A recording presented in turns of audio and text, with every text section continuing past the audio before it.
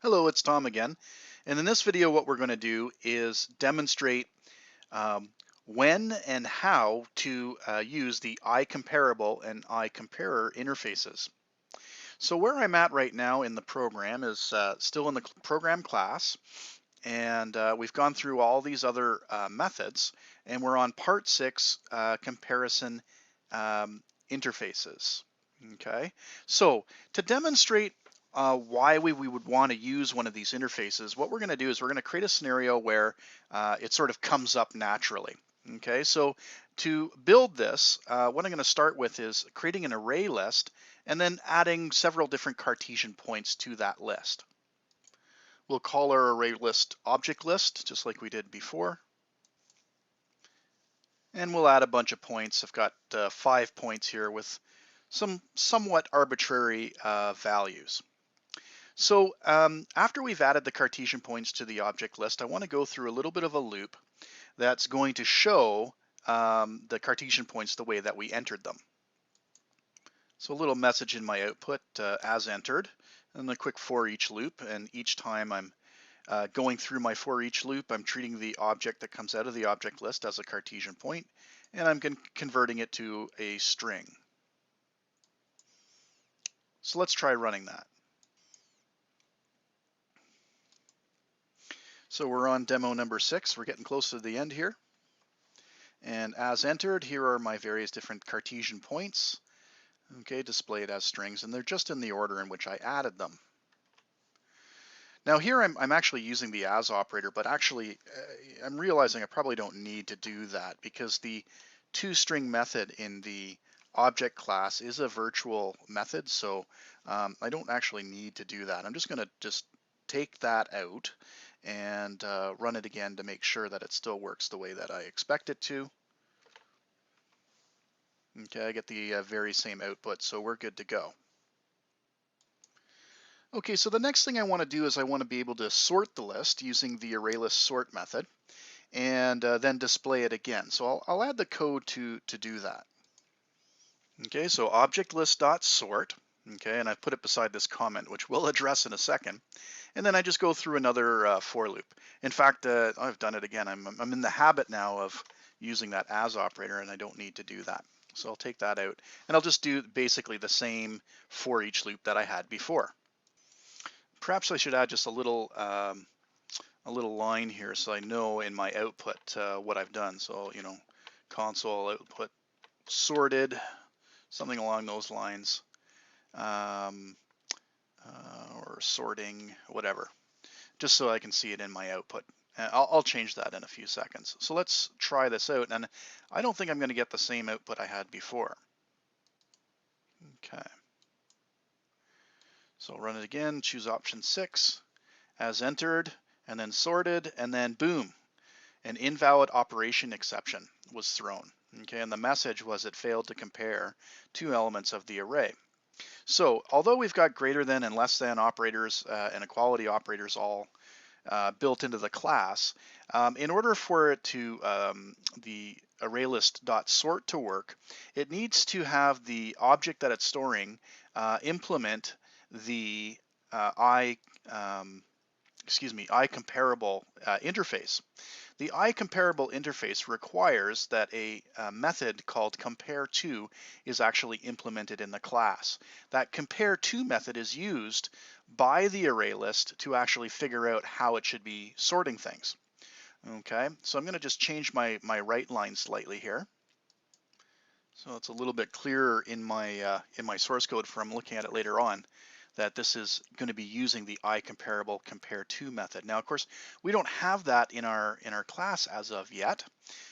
So let's add that. I'll go to Cartesian point, and I'm going to scroll down past all of my greater than, less than operators. And you'll notice that it gets to the point where it says supporting IComparable. So the IComparable interface basically just has one requirement that it actually has is compare to method defined. So I'm actually going to scroll up to the top of my class to make sure that IComparable has actually been included, and as of yet it hasn't. So I'll include it, comma, IComparable. Okay. So the IComparable will require that I actually have, if I go to like save and try to run this right now, it's going to complain that I don't have a compare to method defined. So we'll actually define that. So again, scrolling down, supporting IComparable compares the current instance with another object of the same type. Now the key thing to remember with compare to is that it actually returns an integer. And that integer is supposed to indicate whether the object should come before, after, or should be in the same position as the object it's being compared to. Okay, so it's almost like the difference between, and since we're dealing with Cartesian points, we'll talk about it in terms of Cartesian points, the difference between this point and another point. All right. Okay, I'm just going to shrink my error window down a little bit and we'll start coding this. So it should obviously be a public method. This time it's going to return an integer, and the method is called compare to. What compare to takes as a argument is an object. I'll just call it object obj for now. And there we have it. So that's the signature that we need to support the interface. So the first thing I should do in the compare to method is similar to my equality operators and that sort of stuff, is I should check to make sure I have something that's at least comparable to a Cartesian point. Okay, so I can decide whether I want to be very restrictive or not very restrictive at all. I'll be less restrictive this time, and I'll use the is operator. So as long as the object is a Cartesian point or something derived from Cartesian point, what do I want to do? Now I'm going to return the difference between the hash codes between this object and the parameter object. So I'll just write that code there. Okay, so get hash code, again, just to recall from the last video, it figures out the distance from the origin point, adds a few zeros onto the end, or adds a few, multiplies it by 1,000 so that we can preserve some of the decimal places. So if I take the distance of this object and I subtract the distance of the parameter object, I should get a sense of, what order these things should come in. Okay, if I get a negative number, that means that this object should probably come before the parameter object. If I get a positive number, it's probably the other way around. And if I get 0, that means the two objects are basically should be in the same spot in terms of sorting. Okay, so that's what I want to do if it is a Cartesian point. And again, if it's not a Cartesian point, then what I probably want to do is, throw some kind of an exception or something along those lines. So I'll add some code for that. Else it's not comparable, I'll throw in an argument exception, and it'll just explain what the actual issue is. All right. So I'm going to save that. I'm going to go back to my program class. I'm not going to modify anything in my program class. We're just going to try running it right now to see if it actually works. Okay. So you recall last time we tried this, it threw an exception. Now it doesn't throw an exception anymore. Here's the points the way they were entered, and now the Arraylist.sort is able to work. It uses the compare to function inside a Cartesian point, and this is what we get out as a result. So you'll notice it's doing it from distance from 0. So obviously 0, 0, 0 is right at the origin point, and then these 2 points are the same distance from the origin point. Okay, so they're just coming in the order which they came in, and then these 2 points are again the same distance, but they're further away. Okay, so Arraylist.sort actually works using this particular sorting methodology. And that's the IComparable interface. So where does the comparer interface comes into play? Basically with an Arraylist or a similar type of collection, what we may want to do from time to time is have some sort of custom order in which we do our sort. Okay, so we're sorting here based on sort of the default way of doing it, but I want to create a new way or an alternative way of sorting a list of points. So to do that, we actually create a whole totally different class, and this is where the, if you go over to the side here, the Cartesian point alternative comparer class comes into play. So you go ahead and open that up. Okay, so go ahead and put your name on this and update the date. Notice that one of the usings that I have is system collections. This is where the actual interface IComparer is defined. This class that we create, which is, I've given a big long name here, Cartesian point alternate converter. Basically what this class is supposed to do is provide a way for us to customize the sort order for things like array lists. Okay. So I just have a basic class set up, a public class set up. I'm going to say that it supports the interface by adding the IComparer interface there. And as I do that, if I were to go to compile it, it'll probably complain that I don't. I'll go ahead and do that. It complains that I say I'm going to support this particular interface, but I don't have a method called compare. Okay, so with the previous interface, it was compare to. With this interface, the comparer interface, the method that I need to implement is called compare, and it's a static method that, or not a static method, but rather a method that takes two objects as parameters. So let's go ahead and define that under compares two Cartesian objects. Okay. By the way, the basic concept of what this method is going to do is the same. Okay, so it's a public method. It's going to return an integer. Okay, it's called compare.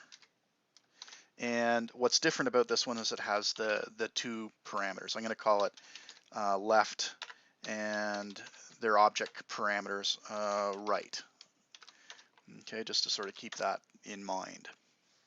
So I want to, just like I did before, I want to check to make sure that the parameters are in fact both Cartesian points.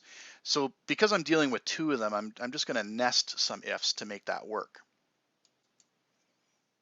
Okay, you may want to pause the video to get caught up on the code here because I posted kind of a chunk of it. But yeah, I'm checking to see if the left object is a Cartesian point.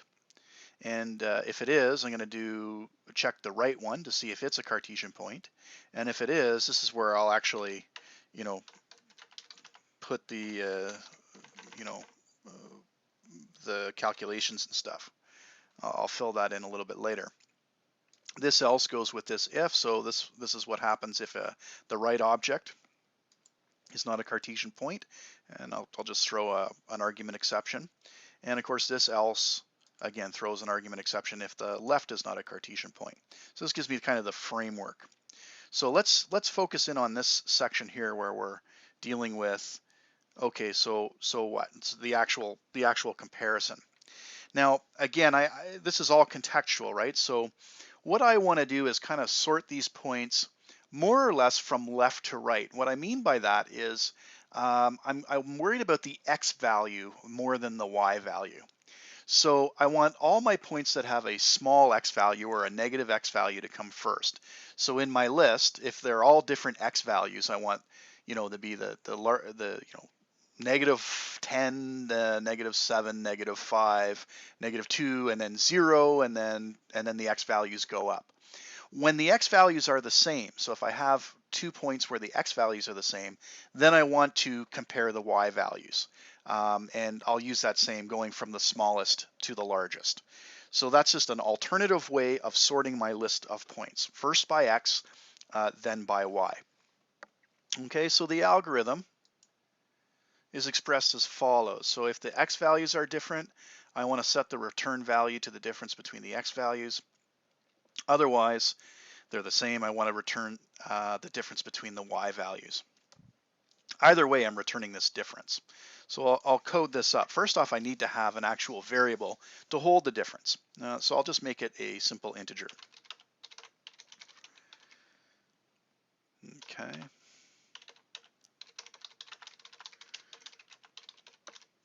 Pretty straightforward there. Okay, so if the x values are different, I'll just translate that into code. Okay. So I'll take the left. I have to treat it as a Cartesian point. Now I really actually do need to treat the left has a Cartesian point for this one. Okay, has a Cartesian point dot x. Okay, is not equal to basically the same thing, right, as Cartesian point dot x. All right. So I may have some issues here with brackets. I'll just double check. Okay, looks good. Open up a brace. Okay, I'm going to set the return value to the difference between the x values, so I'll code that. I'll save you watching me type that. Okay, otherwise that just translates into else, of course. And then I'm going to be setting it based on the y values, which is essentially the same line of code, but y instead of x. Okay, and then either way, I've set difference, so I'm able to return that value, which will be appropriately positive, 0, or negative, depending on the relationship between the 2 points, whether one should come before the other or not. All right. Okay, so with this class in place, okay, with this method in it called compare, let's implement this in our method, our part 6 method here. I'll show you how to actually sort my array list using that class. Okay, so just putting a little line of output here saying that I am sorting using the IComparer and compare. I'm doing object list.sort just like I did before, but what I'm passing is a new Cartesian point alternate comparer object. So it's going to take this object and then it's going to find the compare method and use that compare method in its actual sort. So just to verify that that actually works, I'm just going to take my same for each loop I had up here and paste it underneath so we can see the actual objects.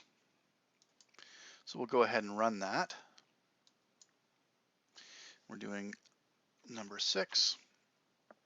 Okay, so this was our original sorting using IComparable compare to, and then this is our alternate. And you can see here the negative x, the negative 4, that came first. Then it got to 0, and you can see the x is getting higher. Where the x's are the same, you can see the smaller y comes first. All right. Now again, I should probably test this with lots of points to make sure that it is working consistently. But that's just a quick and dirty test to see if it's working. At least we think it's working. Now, if you're following along in the course textbook, one of the things they do when they get to this section, they start talking about the IComparer class, is they actually utilize a technique where they create a field. Here, let me show you. We'll go back into here, into the class. I've got some comments here. A static interface variable. Okay, so it's a field, which is an interface variable that defaults to a new instance. So let's code that, and I'll show you how to use it. Okay, so again, it's public, it's static. The data type is the interface. Okay, I've called it default, and what it's made equal to is a new instance of this class. Okay, so by having that in there, when I go back to my program, I'm just going to copy the actual sort here. So if you find this syntax a little bit clunky, oops, meant to comment that out. We can now use default instead. So I'm just going to copy that, and I'm going to sort using my Cartesian point alternate comparer class dot, and then you'll notice default comes up. So by using this syntax, what default is an interface variable, which essentially just is associated with a new instance of this class anyways. So just another way of doing the same thing. So now that I've done that, I'll go ahead and run it one more time. I should get exactly the same results. Okay, and I do. It's just a different way of doing the same thing. Okay, so my apologies for another kind of longish video. In this one, we dealt with both the IComparable and IComparer interface, sort of when to use them and how to actually use them. The next video will be nice and short. What we're going to do is we're going to overload a conversion operator, essentially so that we can typecast a Cartesian point as a simple point. Thank you very much.